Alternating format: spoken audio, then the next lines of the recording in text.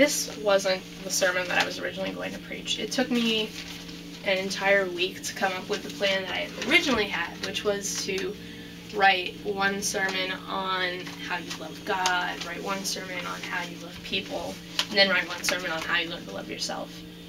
But God didn't really see that plan working out, so he stopped me in working that sermon, and he gave me this one. What has really been inspiring me to write this sermon was the problems that my friends are going through right now.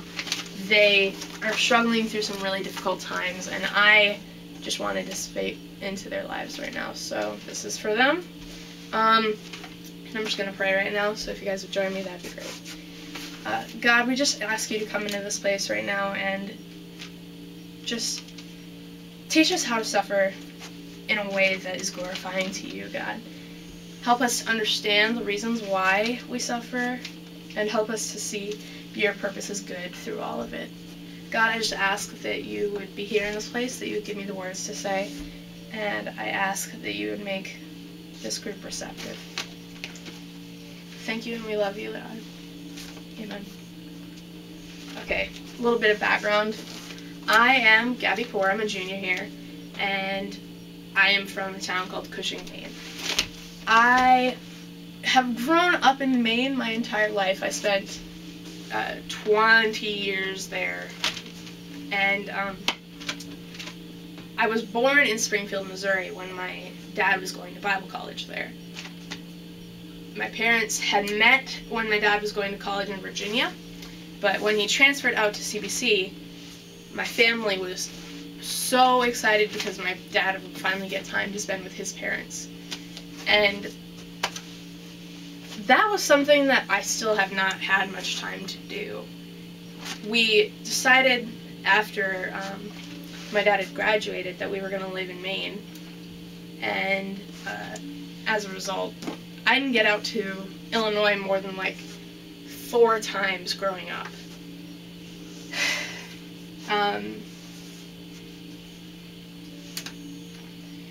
The last time that I had been out there prior to this past summer was when I came out to North Central. I had been so excited to just come to school. I wasn't focused on anything along the trip. I just wanted to get here, I wanted to get settled in, I wanted to start classes, I wanted to make friends, and I was totally lost on the situation. I sat through the trip and I was just grumpy and I didn't want to be there, so I wasted my time. And finally we left, and I got to school, and about a month in I got a call that my grandpa was back in the hospital and he'd become sick with cancer. And this time they were saying that it was fatal. I still have a lot of emotions over that situation because I had just been there. I had just been able to spend time with my grandfather. And that was something that I'd taken so for granted. I had my eyes set on this thing, and I wasn't thinking about my family. And all of a sudden, something that I considered mine was going to be taken away, and I was guilty for it. I sat at every chapel service on the floor, crying into the fabric of the carpet, and I was so ridden with guilt. And one night at PG, God came to me and he told me, who does he belong to? And that one thought changed everything that I thought about people and about my life and about what it means to suffer.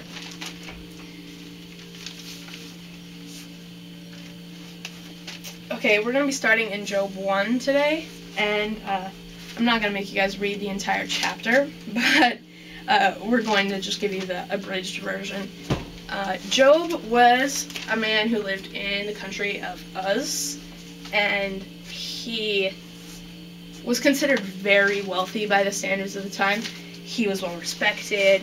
He had 7 sons and 3 daughters, which was a lot of children at the time. And he also had thousands of livestock. He owned 500 head of cattle. He owned 500 donkeys, which was female, and they were very valuable. And he owned thousands of camels and thousands of sheep. And he was in love with God. He served God with everything that he had, and he had surrendered all of this to him.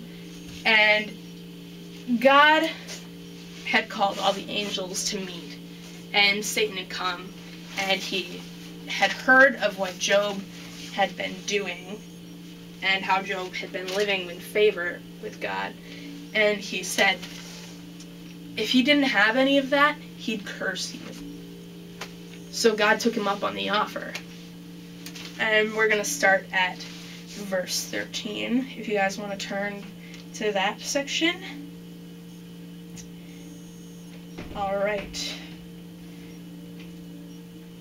One day, when Job's sons and daughters were feasting and drinking wine at the oldest brother's house, a messenger came to Job and said, the oxen were plowing and the donkeys were grazing nearby, and the Sabaeans attacked and carried them off. They put the servants to the sword, and I'm the only one who has escaped to tell you.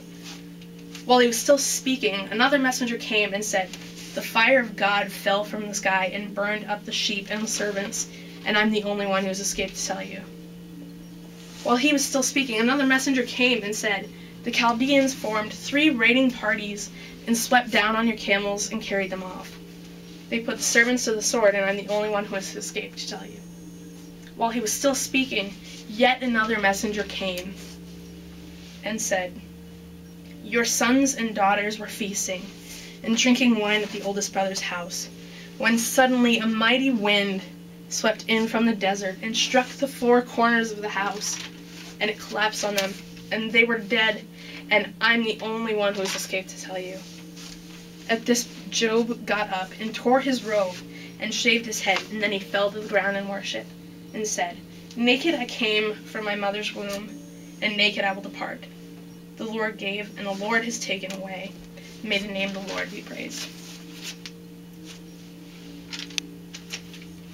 The question that a lot of people have when they read this passage, or when they are going through problems, or they see good people going through things that they shouldn't be, they ask where God is in the situation.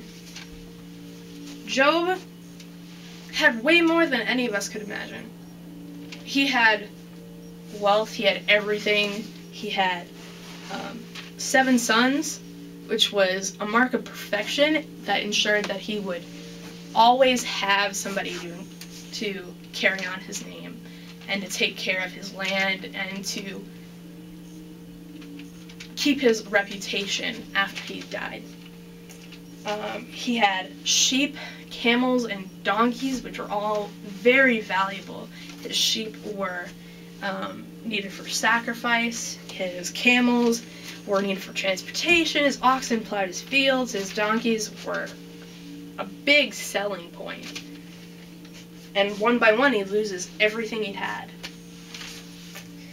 The first messenger comes and tells him that the oxen were stolen and the donkeys were grazing nearby.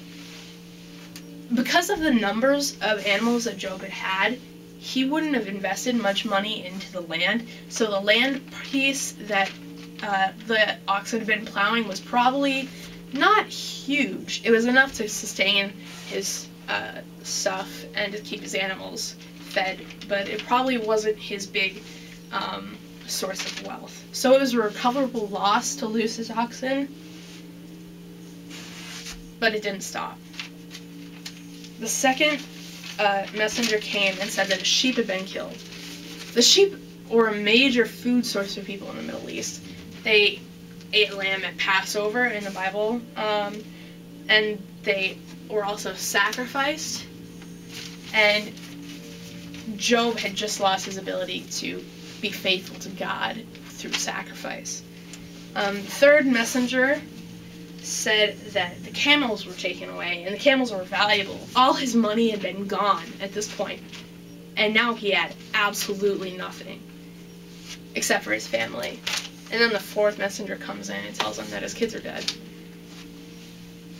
His hope in anything that he thought was his is gone now. So now comes the question, why does God make people suffer? Well, the cop-out answer is that God doesn't. It's the devil. But that doesn't satisfy us. Why does he let it happen? Now, that's true. God does let things happen to us.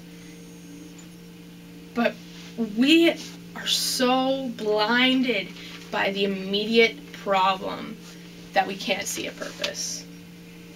God sees that we have our dependence on weak things, and he wants us to be grounded in something that's solid. So he takes things to train us, to give us hope. And we suffer, but we learn to lean on God. Romans 5:35 says that perseverance comes from suffering, and suffering breeds perseverance, and perseverance character, and character brings hope, and that hope is founded in God. And we define our character in those moments. It teaches us who we are according to God, and rips us out of the temporary world, all the stuff that we think is ours. It becomes nothing, because what we need is not able to be taken away. And we grow, and we learn to lean on him as our constant provider. We acknowledge that God's our provider, but we still try to control things. Tithing, for example, we tithe in the church a lot, and that means that we give 1/10 of what we get through our paychecks, we give back to God as an acknowledgement that he gave it to us. But I know when I have a hard week, when I need to do a lot of things, and when I don't have much in the way of money, I don't want to give the couple of bucks that God asks of me back to him. It's a couple bucks. It doesn't go far anymore. Like, it's so temporary. You can go down the hall and get a snack cake for $1. It goes so quickly. So what happens when God asks something of me that's actually hard to give up? When he asks me to give up my pride, an opportunity, a dream, or even a person. If God asks to take someone from me, how am I going to do that if I can't do this little thing? It's then when you learn that everything you own is on loan from God. And he's the real owner. A good illustration with this is your relationship with your parents when you're in high school. How many of you had to borrow a car from your parents? I know that there was a time when you didn't have your own. When I was growing up and I got my license after my little sister. I was 18. And my parents both had full-time jobs. My sister had a part-time job, and she played sports, and she had a social life.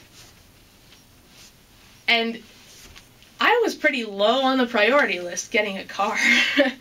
And I would make plans, I would want to do something, I would be like, okay, I'm taking the car. And my sister would be like, no, I've got the car for tonight, the car is mine. But my parents would step in and they'd be like, this is not going to happen, you're not going to fight over the car. Or they'd take the car themselves. It wasn't necessarily that we'd done anything wrong in making these plans. It wasn't necessarily that we had been irresponsible with the cars. It's just the car is theirs. They had bought it, they paid for the gas. They paid for insurance. And yet we felt so infuriated at their insistence that they could take the car from us. When it was ours. It was ours. We'd made plans. It's the same way with God. He has the same right to take things from us that he's given because he owns it. We may get angry. We may question his reasons. We may question whether they're right. But we have to come to the same conclusion that Job does in the end of the section that we read. We will leave this world as naked as the day we entered it. We will have nothing. God gives us so much joy and so much blessing, and then he takes things away. Who is to say that's not his right? But the name of God's to be praised. We've still been blessed. I'm going to ask the band to come up now. Today my heart's all over the place. Part is at home with my family. I can't see them for a year, and I'm having to let go of that. Part is with my friend who is trying to let go of a future that they saw for themselves, and they are trying to learn to lose that. And part of it's still with me, trying to learn to give my hopes and dreams and my struggles over to God. I wrote this to admit that I'm still trying to give God control. And my heart's still breaking for the people who are losing it all at once. That's such a painful experience that none of us should ever have to go through. And I don't want that to happen to any of you. Today, if you are following Christ, but you still haven't been able to surrender to him completely, to be able to give him control of the things that you love and the things that you hate about yourself and the things that you love and hate about your life. You're struggling to control your money, your finances. You're struggling to hold on to a person who may not be part of God's plan for your life. You're struggling to hold on to an old hurt, a pain that you refuse to give to God, to let him heal it, to let him redeem it. Whatever the case, there's a place for you up here, and I need you to come. I need you to come and be with God. If you don't know Christ in this place, I want you to come up and pray with us. I've tried to live without God, and I know that you feel like you're doing okay, but there's more than okay. Jesus surrendered to his love for you. He became human. He knew there'd be pain in the loss, but he surrendered all the control he knew in heaven to take up our struggles instead. He gave this almighty power, this invincibility to anything that would come at him, to know our hurt. So come up to the altar tonight. Even if you feel like everything's going fine for you, you need to come and just acknowledge that you can't control everything. God's willing to give you an eternal life and a love that can't be taken away in exchange for all the good and the bad things in your life that you do not have the strength to control. And that's something that's never going to be lost. Come out and pray.